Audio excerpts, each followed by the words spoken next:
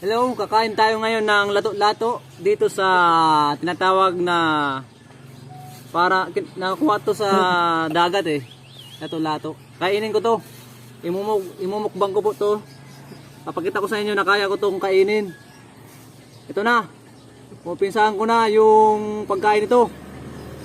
Kaya ko to. Gusto mo yan.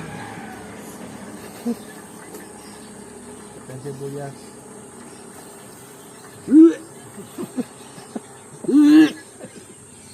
Wow!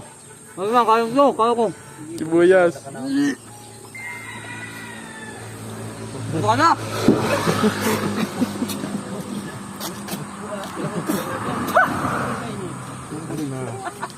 Hindi ko kaya! Hello, kakain tayo ngayon ng lato-lato dito sa tinatawag na